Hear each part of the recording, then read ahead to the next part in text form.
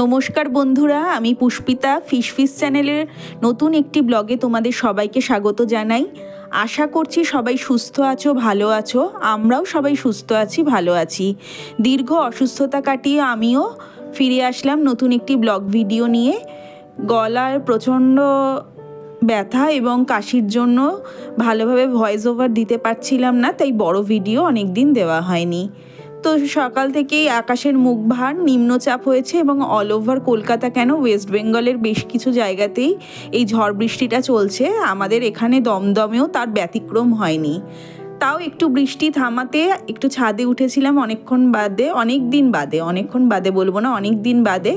তাই তোমাদেরকে একটু দেখালাম আমাদের আকাশের অবস্থাটা। দেখো, কিছুক্ষণের মধ্যেই আবার শুরু হয়ে যাবে মনে হচ্ছে। তা প্রথমে ভেবেছিলাম খিচুড়ি খাবো, তারপরে বাবা দেখি আবার ইলিশ মাছ নিয়ে এসেছে। সেই জন্য আজকে ইলিশ মাছেরই আলু বেগুন দিয়ে ঝোল করব, তোমাদের সাথে শেয়ার করব। তোমরা তো এই ঝোল রান্না সবাই জানো, তাও আমি যেভাবে করি একটু দেখিয়ে দিচ্ছি। এখানে মাছ, বেগুন, আলু সব নিয়ে নিয়েছি, আর ওইদিকে কড়াইয়ে সর্ষের তেল চাপিয়ে দিয়েছি। সর্ষের তেল ছাড়া তো ইলিশ মাছ রান্না একদমই ভালো লাগে না। ইলিশ মাছ মানেই সর্ষে দিতেই হবে, সেটা সর্ষে বাটা হোক আর সর্ষের তেল হোক। তো এখানে মাছগুলো নুন হলুদও মেখে নিয়ে এইবারে আস্তে আস্তে আলু, বেগুন, মাছ সবই একে একে ভেজে তুলে নেব। তারপরে রান্নাটা করব। তোমরা আমার সাথে থাকো এবং রান্নাটা দেখতে থাকো। দেখো, আমি বেগুনগুলো ভাজতে বসিয়ে দিয়েছি। প্রথমে ভেজে তুলে নেব বেগুনগুলো, তারপরে আলু ভাজবো। মাছ আমি ভাজি না, ইলিশ মাছ আমরা ভেজে খাই না, সবসময় কাঁচাই খাই। তোমরা অবশ্য চাইলে একটু ইলিশ মাছ ভেজে নিও, এবং অনেকে ভেজে নাও, আমি দেখেওছি অনেকের ভিডিওতেই দেখেছি যে ইলিশ মাছ অনেকেই কাঁচা খেতে পারে না, তাই হালকা ভেজে নেয়। এই দেখো, আমার আলু বেগুনগুলো খুব সুন্দর করে ভাজা ভাজা হয়ে গেছে। এইবারে আলু বেগুনগুলো তুলে নেব। বেগুনগুলো ভেজে নিলাম, না হলে কি হবে বলো তো, একদম ঝোলে মিশে যাবে। আর যেহেতু একটু ভালো করে আজকে রান্নাটা করছি, তাই জন্য আরও ভেজে তুলে নিলাম। আলু বেগুন তুলে সেই তেলের মধ্যে এবার একটু কালো জিরে ফোড়ন দিয়ে দেবো।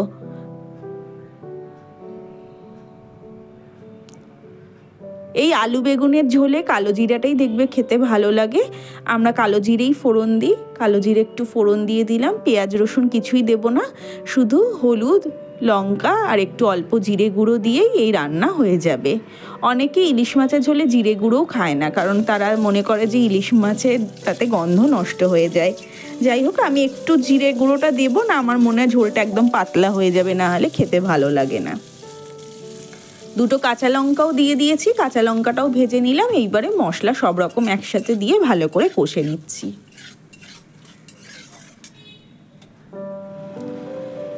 বেশ ভালো মতো ভাজা ভাজা হয়ে গেছে মশলাটা। এবার ভেজে রাখা আলু বেগুনটাও এর মধ্যে আমি অ্যাড করে দিলাম।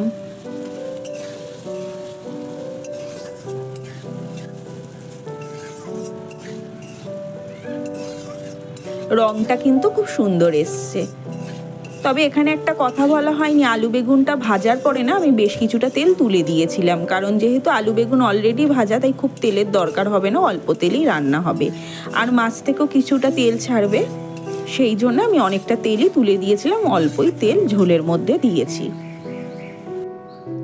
মাদের কাছে শুনেছি আগে ইলিশ মাছের তেল না দিলেও হতো, মাছের তেলেই মাছ রান্না হয়ে যেত, কিন্তু এখন তার সেই কোয়ালিটির মাছ নেই।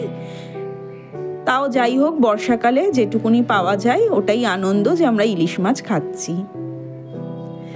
একটু নুনও দিয়ে দিলাম, দিয়ে আর একটু ভালো করে কষে নিয়েছি। এইবারে জল দিয়ে দেবো।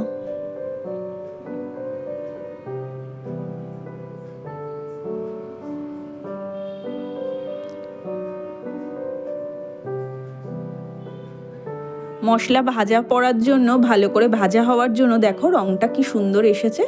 এইবারে ওই নুন হলুদ মেখে রাখা মাছগুলো দিয়ে দেবো ঝোলের মধ্যে।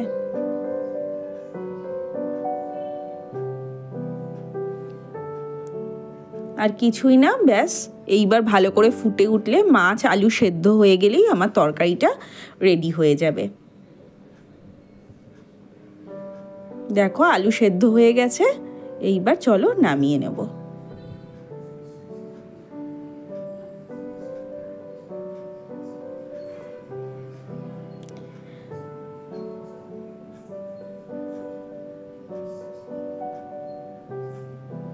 নামিয়ে নিয়েছি গরম গরম ইলিশ মাছের ঝোল, কালো জিরে কাঁচা লঙ্কা দিয়ে, অল্প গুঁড়ো লঙ্কাও দিয়েছি, শুধু কালো জিরে কাঁচা লঙ্কা বলা যাবে না।